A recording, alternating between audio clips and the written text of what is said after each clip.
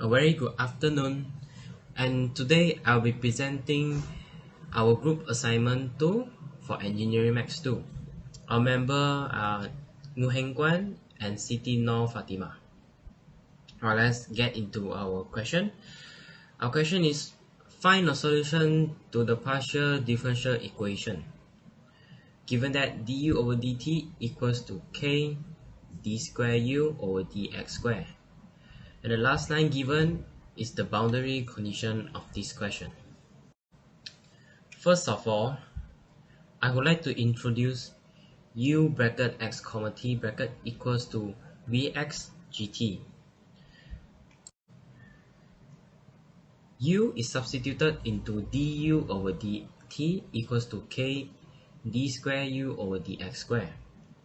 As you can see in the third line, u is substituted equals to vx gt into the equation, and the fourth line that having fractions, that step is about separating the terms with t and the terms with x apart. By separating both of them, t and the x, it's very simple. How do you know which side is for t and which side is for x? By judging d over dt, therefore d over dt is for the terms with t, and d square over dx square are for the terms that with x. Well, after separating both of these, you can find that both of these equals to negative lambda. This is because negative lambda is a separating factor. Therefore, both of these equals to negative lambda.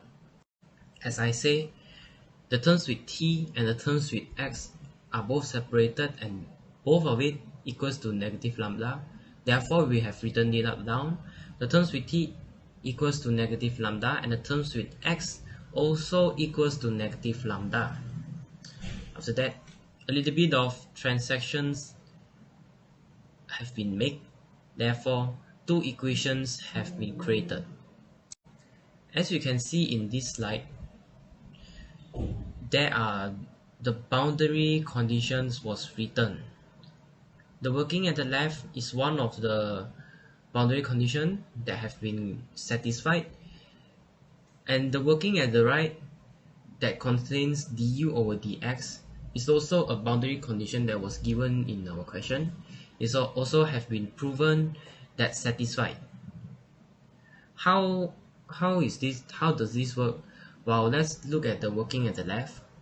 At the second line, we see that v negative l gt equals to vl gt. Isn't it familiar that it was the same concept as u x comma t equals to vx over vx times gt? Well, it's the same thing here. The x is been replaced to negative l, and the other one, the x, is already replaced to be l. Therefore, v negative l gt equals to vl gt. Okay, following by the next step, we are trying to factorize out gt. Well, gt has been written, it is not equals to 0. That's the reason why. The reason is to avoid trivial condition. Therefore, gt is not equal to 0. While we will be choosing that v times negative l negative vl equals to 0. This is because it doesn't give us the trivial condition. So we have to ignore gt is not equals to 0 and take v negative l minus vl equals to 0. While the working at the right is the same thing, that u has been substituted into the boundary condition. While the next step is to differentiate out the terms with x, which is vx, while x after being differentiated will be 1. Therefore, there will be no x already, become 1. For the other side, it's also the same thing. dvx over dx is bring up nx has been differentiated equals to 1, while what's left is gt and l. As we can see, the third line we have left gt d over dx times negative l equals to d over dx times l times gt. Well, the next step, we are trying to do it once again, factorize out g bracket t. This is because g bracket t is not equals to 0. The reason is to avoid trivial condition. So we have to choose, or we have to accept that dv over dx negative l equals minus dv over dx times l equals to 0. For the next step, we need to find the Vs. In order to find the Vs, there are three cases with different conditions. First, lambda less than 0. Second, lambda equal to 0. And third, lambda greater than 0. For the first case, lambda less than 0, the general solutions for the Vs when lambda less than 0 is Vs equal to C1 cos square root lambda s plus C2 sin square root lambda s. We apply the first boundary conditions, V negative L equal to VL into the general solutions, and we will get 2 square root lambda C2 sin L square root lambda equal to 0. Since sin m pi equal to 0, so we let the sin L square root lambda equal to sin m pi. We found that our lambda equal to bracket m pi over L square where n equal to 1, 2, 3 and so on. For the second case, lambda equal to 0, the general equation will be Vs equal to C1 plus C2s. We use the same method by applying the first boundary condition, V negative L equal to VL into the general solutions. We will get our C2 equal to 0. We substitute back the C2 equal to 0 into the general equations, and we found that our Vs equal to C1. Come to the case 3, lambda greater than 0.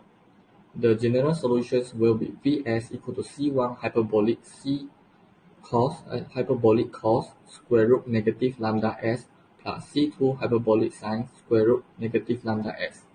Then we apply the first and the second boundary conditions into the general equation.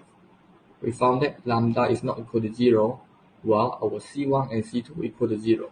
Therefore, we conclude that our Vs has no solution. Daripada equation 1, kita boleh dapatkan nilai G, which is d over dt gt plus lambda k gt equal to 0. So d over dt gt equal to negative lambda kg dalam kurungan t. At the last one, we can get ce kuasa negative lambda kt. Dalam step ketiga pula, kita dah dapat nilai G. So dari situ, kita akan buat uxt equal to vx gt. Kita gantikan un xt equal to vn x gnt. Kita guna an sebab cos. Lepas tu kita guna sin sebab bn. Bila dapat un xt tu, kita samakan dengan an cos dalam kurungan n lambda x per l tambah dengan bn sin dalam kurungan n pi k per l dalam kurungan darab dengan ce negatif k n pi per l 2t. Kita gantikan nilai yang kita cari tadi tu lah. Lepas tu kita akan dapat lepas dah siap untuk yang tu, kita cari pula untuk uxt sama dengan a0 tambah dengan unxt. Bila kita dapat yang tu, bila kita gantikan nilai dia, kita akan dapat jumlah an cos n pi x per l e negatif k dalam kurungan n pi per 2 kuasa 2t tambah dengan jumlah b cos n pi x per l negatif k n pi over 2 t square. Lepas tu kita akan cari untuk yang tadi tu kita cari UXT. Sekarang kita cari UX kosong. Lepas kita gantikan yang last kita akan dapat AN cos N pi X per L tambah dengan B cos N pi X per L. Last kali kita akan cari Fx.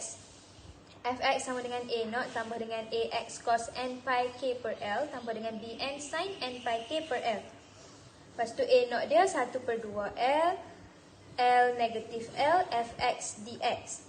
AN dia pula 1/L, L negatif L, Fx cos N pi X per L dx. So N dia 1, 2 dan 3.